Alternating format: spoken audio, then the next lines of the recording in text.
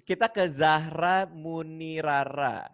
Mm-mm. Ini sebenarnya pertanyaannya cukup lazim sih ya. Cuman mungkin perlu kita luruskan juga. Apakah tabungan biasa bisa nggak dianggap dengan dana darurat?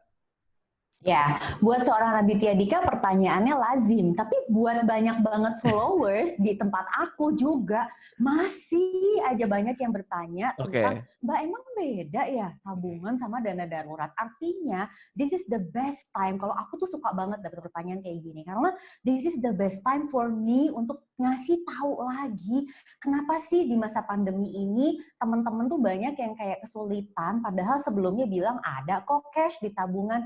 Karena ada cash di tabungannya bukan dana darurat, tetapi cashnya itu memang mau dia pakai untuk sesuatu hal. Ingat tadi yang aku bilang konsep simpanan, tabungan, investasi. Kalau memang teman-teman semua punya simpanan, ya mesti siap bulan depan simpanannya memang drop karena memang dipakai buat keluar masuk uang. Tabungan dia memang kita kumpulin dulu, tapi kita tuh tahu kita mau pakai buat apa. Ada orang yang mau ganti gadget, ada orang yang memang mungkin nantinya pengen tiket liburan, ada yang buat modal nikah, tapi suatu hari itu dipakai dan dia tahu dia pakai buat apa. Dana darurat, it's a big mystery. Kenapa? Karena nih uang kita kumpulin, kepakainya kapan kita nggak tahu. Persis kayak mobil bawa-bawa ban serep. Mana kita tahu kapan bannya bakal bocor. Mana kita tahu kapan bannya akan kempes. Jadi, kalau teman-teman masih nih ibaratnya tuh menyamakan, oh dana darurat yang penting cash liquid ya Mbak. Tidak berhenti sampai di situ. Dana darurat itu adalah cash liquid yang kita nggak tahu akan kita pakai untuk apa. Dan kalaupun kita pakai, kita tidak bahagia. Itu yang paling penting. Kan kalau lo ganti handphone, lo bahagia. Lo mau kawin, lo bahagia. Kalau sampai lo pakai dana darurat, artinya lo lagi sedih. Lo lagi kena musibah. As simple as that. Oke. Apakah bisa berarti dana darurat itu baru kita pakai ketika kita tidak punya pemasukan? Jadi itu ininya kita. Apa namanya, yang menyelamatkan kita lah gitu, bisa dalam salah satunya. Jadi sebenarnya ada 6 hal yang bisa kita identify nih. Kapan sih kita bisa pakai dana darurat? Nah, karena ini juga penting banget di masa pandemi gini, banyak kondisi yang sebenarnya tidak darurat tapi didarurat-daruratin gitu loh. Nah, itu menarik nih. Ini menarik nih. jadi kita benar-benar identifikasi ya. Ini 6 ini apa aja sih? Oke. Nomor 1 itu kehilangan pekerjaan, Radit.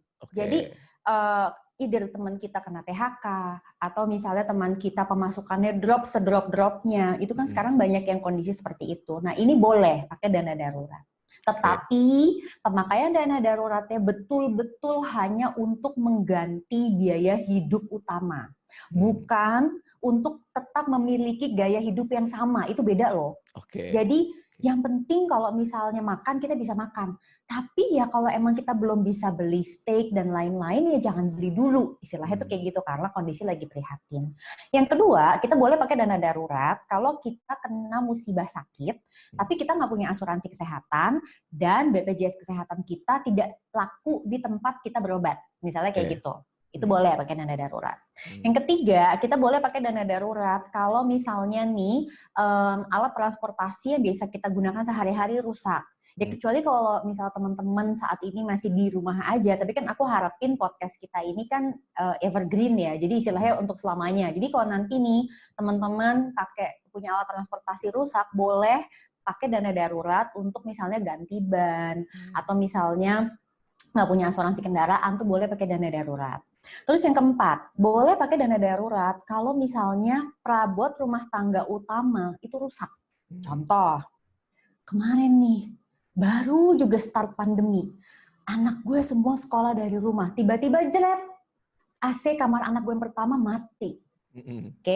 AC anak kamar yang kedua, kok kayak nggak ada freonnya ya, gue bingung banget gitu kan. Jadi akhirnya kita semua ngumpul di dalam satu kamar. 2 anak yang udah agak cenderung gede-gede lah gitu ya, misalnya udah ABG gitu, masuk ke dalam kamar kita. Kenapa? Karena simply di kamar mereka masing-masing itu mati. Nah sekarang, untuk mengganti AC itu benar-benar crucial. Kenapa? Karena buat tidur malam, butuh tuh si air conditioner itu.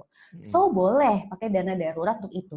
Tapi, misal, seorang Prita Gozi sudah punya AC dan AC-nya running. Terus udah gitu gini, aduh berisik banget sih nih AC gitu ya, nggak tahan gitu ya. Kok ternyata setelah dinyalain dulu nih bunyi ngeng gitu. Terus cari yang lebih silent. Nah itu sebenarnya kan didarurat-daruratin gitu loh. Oke. Orang AC-nya masih ini gitu kan. Nah itu Secara fungsi artinya masih bisa gitu ya. fungsi masih bisa ya. Jadi kalau kata suamiku itu function not fashion gitu kan. Oke. So itu sebenarnya tidak pakai dana darurat tuh kalau cuma sekedar pengen menambah kenikmatan or TV-nya tadi nggak bisa buat streaming movie-movie itu segala macem, terus udah ganti deh ya biar bisa streaming. Nah itu berarti tambahan kenikmatan, itu nggak pakai dana darurat, itu pakainya tabungan. Oke, lanjut ya. Yang kelima, ini kalau misalnya ini terjadi kerusuhan di urusan domestik. Apa maksudnya? Untuk para pria mungkin kurang memahami, tetapi untuk para wanita ya, perkara mudik nggak mudik lah itu anggota semua pekerja di rumah kita dan lain-lain itu kan, waduh nih gimana, terus nanti kalau balik lagi mesti rapid test atau apa, itu contoh ya. Nah itu boleh tuh pakai dana darurat yang kayak gitu-gitu, or tiba-tiba mesti sewa jasa pembersih dan lain-lain, itu boleh pakai dana darurat. Nah yang terakhir nih, yang keenam, kalau sampai terjadi bencana alam. Jadi kita boleh pakai dana darurat untuk 6 kondisi tadi itu, gitu loh. Oke. Nah ini pertanyaan yang juga banyak banget orang nanya nih ya. Terutama buat orang-orang Jakarta nih. Hafif Akrina, cara mengatur keuangan orang ekstrovert yang boros sekali. Susah menahan keinginan. Mungkin ini maksudnya adalah ini orang suka kumpul sama teman-teman kali ya, either arisan lah, apa kan banyak tuh ABG Jakarta kan, kerjaannya ngumpul mulu di kafe ini, pindah ke sana, pindah ke situ. Nah ini gimana nih menjawab pertanyaan ini Mbak Prita? Radit, mau kata umur berapa mah, sampai tua juga arisan mah arisan aja. Lu nanti lihat deh, para pensiunan itu kerjaannya saben hari, itu kumpul, nanti reuni SMP, reuni SMA, nanti kesini, ini untung aja lagi corona, nggak ada yang jalan-jalan keluar kota. Lihat deh, kalau udah lagi nggak corona tuh nanti tiba-tiba ada rombongan, mereka dress code sama gitu kan. Nah sekarang artinya ini tidak tergantung usia. Aku udah punya, aku sampai nge-research secara, kan aku banyak berteman sama psikolog ya. Jadi aku penasaran banget gitu. Apa sih sebenarnya yang bikin orang kok ada yang boros, ada yang bisa hemat cenderung pelit gitu ya. Apa sih bedanya gitu loh. Nomor satu, ternyata sebelum kita ngomongin keuangannya dulu, we have to understand our personality type. Nah coba, Radit tahu nggak personality-nya apa? Personality-nya kita terbagi 4. Oh, yang MBTI itu atau yang mana nih? Ya, DISC. Apa itu DISC? Aku taunya INTJ, INTP yang itu tuh. Beda lagi ya? Oke. Mereka suka kadang-kadang diubah-ubah begitulah, tetapi aku lebih suka pakai kalimat DISC karena easier to understand. Jadi D itu adalah dominant. Ya, dominan ini orangnya tuh cenderung biasanya tuh dia tuh kalau udah dia mau, dia harus dapat, dia harus melaksanain. Pokoknya kira-kira kayak gitu. Dia nggak mudah terseret arus karena dia very dominant. Dia nggak FOMO, intinya tuh gitu. Missing out. Yes, dia nggak FOMO. Nah, orang yang kayak gini bisa boros nggak? Bisa. Kalau dia udah punya mau, seperti seorang Raditya Dika beli baju yang di games itu. Oh iya, yang 5 juta itu. Aku inget banget tuh, sampai ya Allah gitu kan. Baju 5 juta. Tapi nobody else can tell you what else to do gitu. Karena ya udah, kalau gue udah mau ya gue mau. Ngerti kan maksudnya? Oke. Sekarang yang I-nya itu adalah influencing. Ini tipikal orang yang mungkin kayak teman kita ini, which is dia very friendly, temennya banyak banget, dia seneng kumpul, dia seneng bareng, otomatis dia biasanya FOMO. Kalau satu punya, dia juga mesti punya. Aduh kok kayaknya aneh ya kalau aku nggak punya, dan seterusnya gitu loh. Nah, orang yang influencing cenderung memang boros. Dan dia juga suka ngasih gitu loh, karena dia very social, kira-kira tuh kayak gitu. Orang yang S, jadi tadi udah DI, S itu steady. Steady itu artinya dia tuh orangnya tuh kayak menganalisa dulu. Jadi sebelum ngapa-ngapain, analisa dulu deh. Banyak mikir, banyak ini, apa segala macem gitu ya. Nih orang tuh mungkin kira-kira kalau di moto hidupin tuh sabar, semua indah pada waktunya. Kira-kira tuh kayak gitu. Ya. Moto hidup itu kira-kira kayak gitu. Jadi sabar aja. Tapi kadang-kadang suka ketinggalan gitu saking sabarnya gitu kan. Nah, yang ini biasanya dia nggak terlalu boros. Yang terakhir, C itu compliant. Artinya dia tuh kalau udah ini tuh dia bener-bener patuh banget. Jadi dia udah bikin budget, enggak, pokoknya sesuai budget. Nggak bisa, rigid banget deh, pokoknya kaku. Nah, ini orangnya biasanya nggak boros. Jadi, first things first, before kita bisa tahu gimana how we manage ourselves, we have to understand personality kita. Karena personality itu nanti akan menentukan kita budgetingnya seperti apa. Seperti orang yang memang dia udah very compliant, patuh banget, itu sih sebenarnya nggak usah aku suruh dia bagi-bagi rekening, ini itu juga dia pasti bisa, karena dia patuh banget gitu loh. Karena dia nggak usah dibantu sama alat-alat, dia udah memanage diri itu patuh banget, saking rigidnya gitu, saking kakunya. Kira-kira tuh kayak gitu. Nah sekarang, kalau udah tahu nih, berarti kemungkinan dia either D atau I. Sekarang Radit kira-kira yang mana? D atau I? Aku kayaknya D ya. Karena aku masih suka spending kok untuk hal-hal yang aku sangat-sangat seneng dan menurut aku punya value yang pas gitu ya. Yes. Kalau aku ya. Aku juga lihatnya sih gitu. Kamu sepertinya dominan memang gitu. Which is fine. Setiap orang itu bisa, setiap orang itu juga bisa punya dua-duanya tuh juga ada. Jadi misalnya D dan apa tuh bisa. Gitu. Nah sekarang, number 2, dia harus punya budget. Nah budget ini sebenarnya tuh agak-agak worrisome. Kenapa? Karena budget itu yang paling penting satu, timingnya. Kapan sih sebenarnya kita bikin budget? Awal bulan, akhir bulan buat bulan depannya, atau gimana? Orang banyak yang bingung. Nah, aku selalu bilang bikin budget itu bagusnya di akhir bulan. Jadi saat tanggal 1 jreng tuh kita udah bisa jalanin. Setelah timing, yang nomor 2 itu write down. You don't know ya, bahwa the power of journaling itu very important. Aku belajar ini dari Japanese style, yaitu kakebo. Jadi ada cara budgeting orang Jepang, itu namanya kakebo. Dan kakebo itu menuntut kita untuk nulis.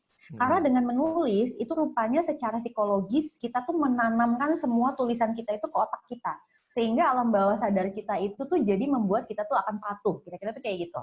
Oke. Terus keep it simple. Aku udah sering banget nih ngomong, living, saving, playing.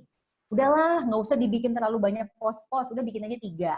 Living 50%, saving 30%, playing-nya 20%. Nah, udah kan? Abis itu dia mesti bisa fokus. Oke, fight your challenge. Biasanya challenge-nya di mana nih? 1, ada orang yang terlalu mudah menyerah, giving up too soon.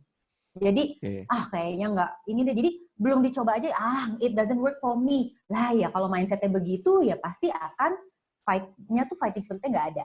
Terus yang kedua, living more than you make. Nah ini dia nih, kita tuh jangan hidup di negeri khayalan gitu ya teman-teman. Artinya, kita tuh mesti sadar banget, kita tuh kemampuannya berapa. Jangan sampai pengeluaran kita itu emang lebih gede daripada kemampuan finansial kita. Nah, untuk orang yang extrovert, itu kalau dia udah pakai tadi nih ya, living, saving, playing, terus dia benar-benar udah dikasih batasan nih, oke, living pakainya rekening ini, saving pakai rekening ini, playing ini, gue jamin dia harusnya sih nggak bakal boros lagi. Karena silahkan boros dengan saldo yang masih tersedia di rekening playing. Kira-kira tuh kayak gitu. Oke, ini insightful banget ya.